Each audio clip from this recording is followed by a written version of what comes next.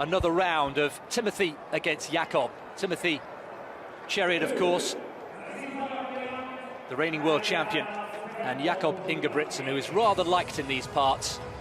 Had a battle royale in Monaco just 8 days ago. There he is, Chariot. They've met on 10 occasions, and Chariot has won every time. So can Jakob Ingebrigtsen finally break his duck at the 11th attempt? And for Chariot, the challenge is maybe to try and run back-to-back sub 3:30, 1500 metres. There is Philip Ingebrigtsen, the older brother, the middle brother of the Ingebrigtsen trio. And there is Jakob, still only 19 years old.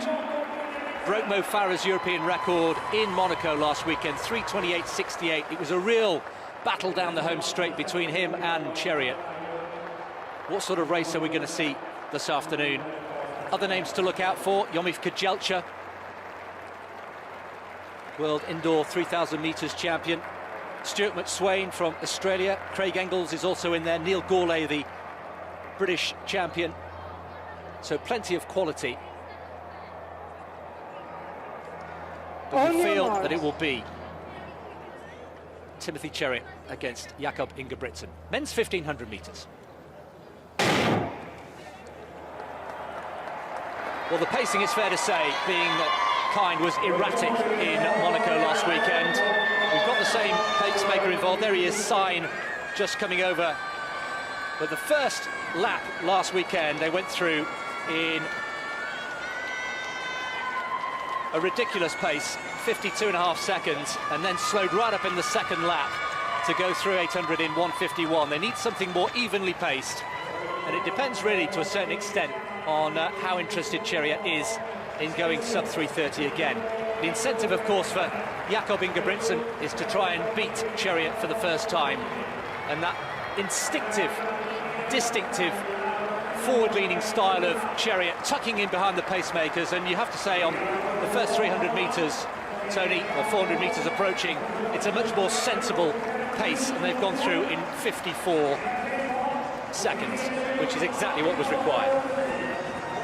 Yeah, that's a pacemaker earning his money there. And people have gone with him. So often we see pacemakers go off and they set the time that they're supposed to, but the field doesn't go with them. So good to see that. So Chariot leading at one point in Monaco. You remember last weekend, if you were watching with us, he had a 20-metre lead. Not so pronounced here this afternoon. Jakob Ingebrigtsen, as he did in Monaco, running a much more measured race, and maybe Chariot just reining in it a little bit. So Chariot just tucking in behind the two pacemakers. Jakob Ingebrigtsen there in second place, with Philip just behind him, Gomez then behind him. Ingebrigtsen on the shoulder. 1:50.90 at 800 metres. The pacemaking is absolutely perfect here in Stockholm. Well, this pacemaker step out, he's looking over his shoulder. Chariot then still stalking the pacemaker. Jakob Ingebrigtsen there, perfectly placed. Ingebrigtsen Senior is also in that group. Just Jakob Ingebrigtsen having a little look around. There is McSwain, who's coming up onto the shoulder of Jakob Ingebrigtsen. So Chariot 1, Ingebrigtsen the younger 2, McSwain there is also, and Philip Ingebrigtsen just going back into fourth place as they hit the bell. 400 to go in the 1500 metres. Chariot leading the way as he did before. He found an extra gear. Jakob Ingebrigtsen looking very calm and content there. McSwain taking it on and slightly boxing in Ingebrigtsen on the inside, maintaining his line. Chariot then with 2:50 to go has a little look up at the screen. McSwain looking very comfortable indeed. So does Jakob Ingebrigtsen. These three moving away from Gomez. What has Chariot got left? Will it be 11th time lucky for Jakob Ingebrigtsen as they enter the home straight? McSwain perhaps is spent. Chariot then finds another gear. He's been really putting in some terrific work in training. Jakob Ingebrigtsen once again trying to get back onto the coattails of Chariot, but once again it's Chariot who has the final answer. He finds another gear, he pulls away again. It isn't another 3:30 performance, or just under, as in Monaco, but it's a respectable 3:30.25. It's an 11th victory over Jakob Ingebrigtsen for Timothy Chariot.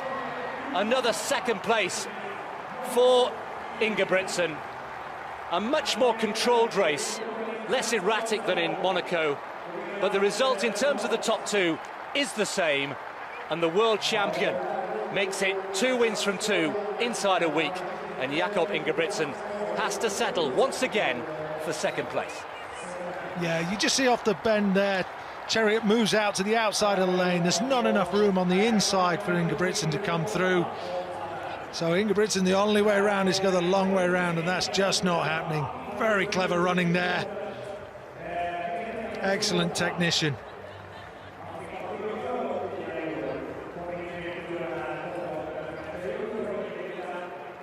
Well, 3:30.74 for Jakob Ingebrigtsen. He's going to start to wonder, what do I have to do to beat this man? But Chariot, you know, in the press conference yesterday was saying and hinting, they don't like to give much away, of course, with good reason at these press conferences.